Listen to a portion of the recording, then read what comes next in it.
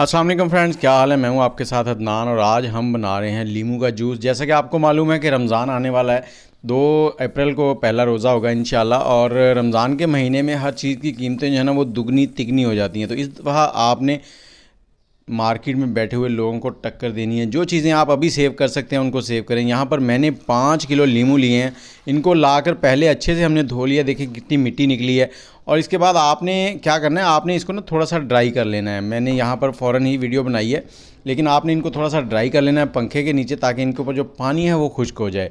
उसके बाद इनको इस तरह से काट लेंगे और काटने के बाद हमने इनका बनाना है जूस। और ये जूस आप एक इसमें केमिकल है, उसके कोई साइड इफ़ेक्ट नहीं है। अगर वो डाल लेंगे तो आप इसको 1 साल 2 साल या 3 साल के लिए भी महफूज कर सकते हैं।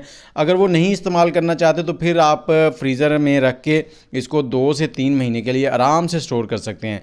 तो ये काटने के बाद अब हमने क्या करना है, इसका जूस निकाल लेना है इस तरह से। और ये 5 किलो है, मेरा काफ़ी टाइम लगने वाला है। यहाँ पर तकरीबन आधे घंटे से ज़्यादा टाइम लग जाएगा। तो चलें फिर थोड़ी सी ब्रेक लेते हैं।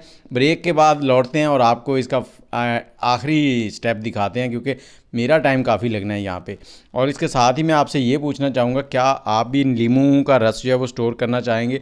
रमज़ान के महीने में तकरीबन हर घर में 4 से 5 या 6 लीमू हर रोज़ इस्तेमाल होने हैं। और अभी ये 100 रुपये किलो हैं और फिर रमज़ान के महीने में ये 10 रुपये का एक लीमू हो जाता है।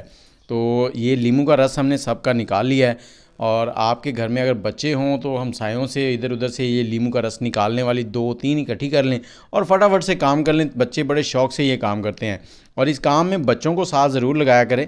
और ये देखें, लीमू का रस हमारा हो गया है रेडी। और अब यहाँ पर जो चीज़ है डालने वाली वो मैं आपको बताऊँगा, लेकिन उससे पहले आप वीडियो को लाइक कर दें और कमेंट कर दें और साथ ही शेयर भी कर दें दोस्तों के साथ, ताकि सब इस चीज़ को समझ सकें कि क्या चीज़ हमने स्टोर करनी है। ये है सोडियम बेंजोएट और ये 1 लीटर में 2 ग्राम जाता है। यहाँ पर ये 1.5 लीटर के करीब जूस निकल आया। 5 किलो लीमू थे, 500 रुपये के आए हैं।